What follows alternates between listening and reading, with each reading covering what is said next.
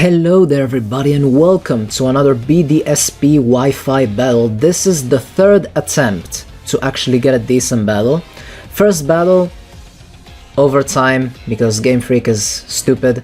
Second try, I don't even want to mention it. And this is the third try and it was a decent battle. So anyways, Magnezone, Scarf, Gliscor, Infernape with Bandit, Clefable, my special Lapras, and Espeon. My opponent has a crazy team. I like that. I really like that.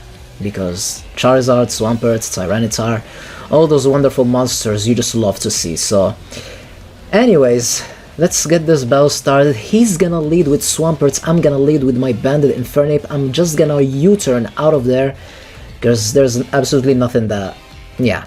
I'm gonna expect him to expect me to bring an Espeon, expecting him to go for Stealth Rock, so I'm gonna go for Lapras. Hopefully he goes for the Water move, and he does. Luckily he did an Earthquake, so that means I'm gonna sing and I'm gonna miss. God damn it. Now he goes for Stealth Rocks. Okay, interesting. Anyways, this is my special Lapras set. If you're not familiar with my channel, you're gonna be like, what the hell is this? But there you have it, making a debut in BDSP. Sing is gonna miss twice, and it's time to kick in with the Hydro Pump into this Licky Licky. And he goes for Thunder. I'm like, okay, this Licky Licky is crazy, so I'm gonna face crazy with crazy. So I'm gonna stay in with my Lapras. Come on, I have the item. Boost my accuracy already, for God's sake. Blizzard is gonna do a decent amount. Thunder is gonna miss again for him, probably doesn't have the item. There's the Blizzard once again, one more attack will finish him off. He finally is gonna hit a Thunder, but luckily for us, no paralysis happened, and I'm gonna go for Hydro Pump because it's the most accurate attack that I do have. Plus it's gonna hit anything from his team, so that's just great. Lapras absolutely doing work. Absolutely doing work. You cannot beat the king of the crazy sets with another crazy sets, because Lapras, this Lapras set is just a monster. This Lapras set has history behind it. Anyways, in comes the Swampert, which is not gonna take well this Hydro Pump whatsoever, so I'm gonna go for it again. And yeah, Lapras showing us that he is the best water Pokemon ever created since the first generation until today.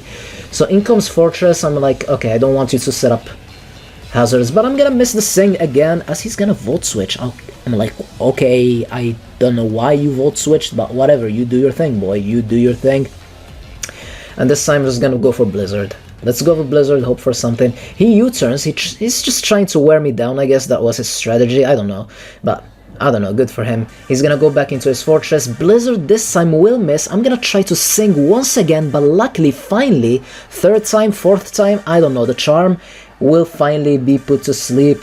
And now I'm gonna go for that big Hydro Pump and damage this Fortress as well. Hydro Pump, Lapras doing work. Fortress is gonna typically get only one turn sleep. It's not like us in the previous Gen 1 battle or in the past. Like, he's just gonna wake up instantly because why the hell not? And he's gonna Volt Switch into his, his Flygon, and I'm like, okay, at least we're gonna get the switch advantage. I'm gonna go for Gliscor because I do wanna set up my Stealth Rocks.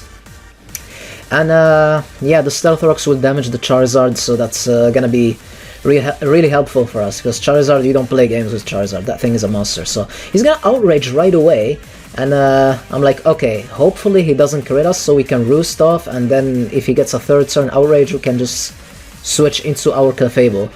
By the way, I'm using the code that Mr. Orzkid gave me. This is like basically small gun people, or whatever they call them, I don't know, basically competitive battlers, so it's less bad than last time, so that's good. Anyways, I'm gonna go for the knockoff, expecting him to switch out. He goes back into his Fortress. I'm like, okay, I'm gonna knock off again, just because, and that ended up being good because he switched, he saved his Fortress for some reason. I'm like, okay, whatever, you do your thing. In comes Tyranitar, and I'm gonna knock off his Focus Sash. Apparently he does have the Focus Sash. And that's quite interesting. I'm like, okay, at that range, I'm probably gonna take him down with an Earthquake, and if I don't, I'm gonna die. I have a feeling that I'm gonna die, but I wanted to risk it anyways. I don't know Calcs anymore, I'm rusty as hell. Ended up living, and Avalanche out of nowhere. Avalanche, what?